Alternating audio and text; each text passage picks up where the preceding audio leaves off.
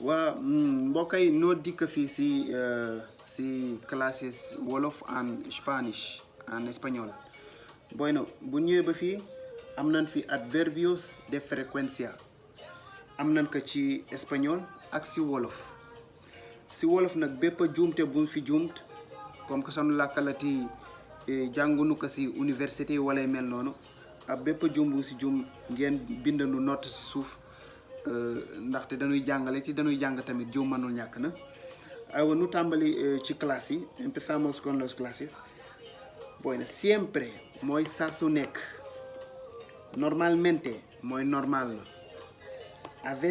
a menudo mooy lu néew wala saa su nekk, a veces mooy léeg-léeg, alguna vez mooy yoon benn yoon wala ñaari yoon, rara vez mooy lu néew, nunca mooy mukk, todavía mooy ba léegi.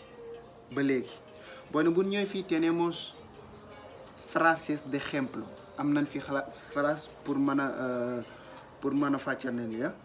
Siempre me llama, saa su nekk mu wooma.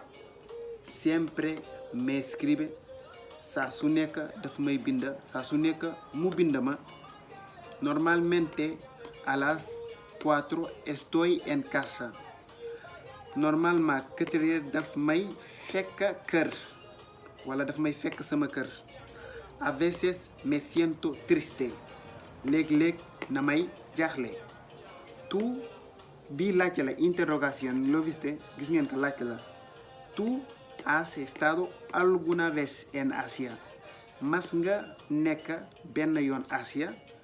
Rara vez lo veo, lu néew laa koy gis. Nunca lo hablo, duma wax ak moom.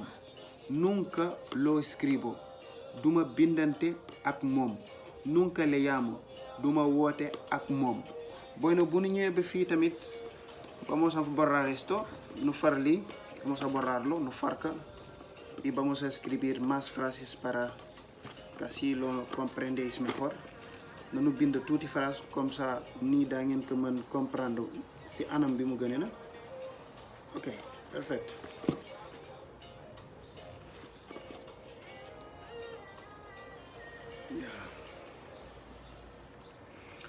Bueno, bu ñu ñëwee si fii am na phrase yoo xam ni escribir wuñu ejemplo yi comme nin koy mën a tege ci kaw na. Todavía,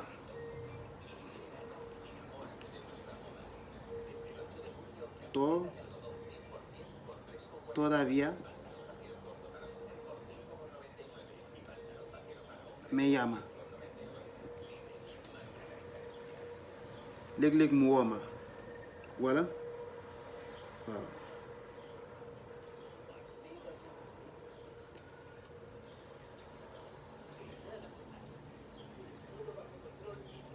mu wooma léeg-léeg mu wooma. Gis nga fii ba léegi kañ nga gëñee dégganteeg moom ba léegi lay sooga. Todavía nga todavía mën nañ koy tiis li ko waral wolof bu fekkee dañuy jël français si di ko traduire si wolof rek yenn saa yi dañuy xaw confus, mais phrase bi la ñuy bañ soppi comme ça buñ ko bindee si wolof dina am sentido quoi, dina am sentido na yaa. léegi nu ñëwaat.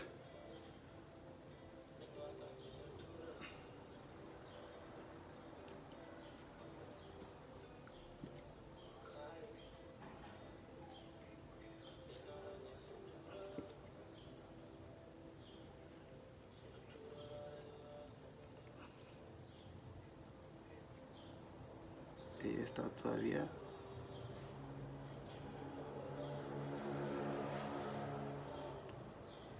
enfadada porque es ella.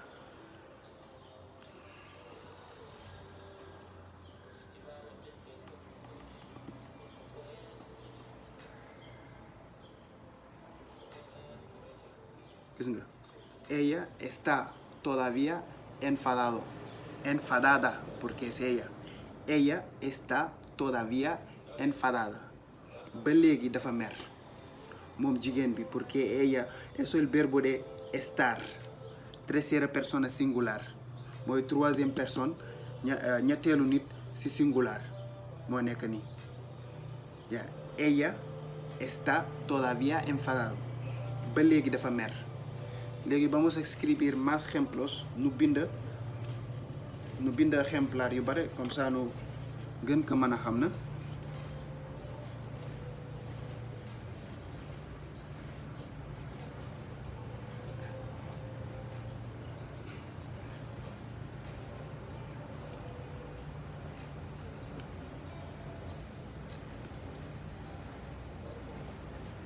gis nga yo nunca me levanto tarde man duma mas yéex a yeewu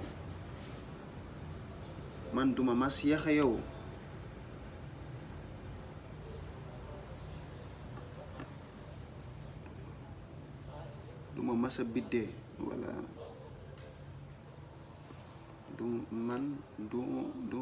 duma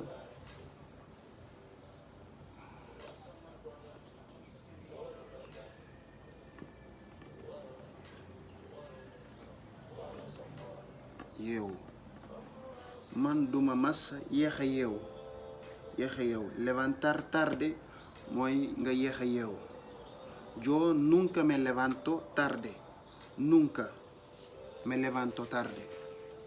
bueno vamos aquí otra vez léegi nu ñëw ci rara vez bindoon nañ ko alguna vez también a veces mooy léeg-léeg ma jaaxle léeg-léeg ma sawar a veces estoy motivado a veces estoy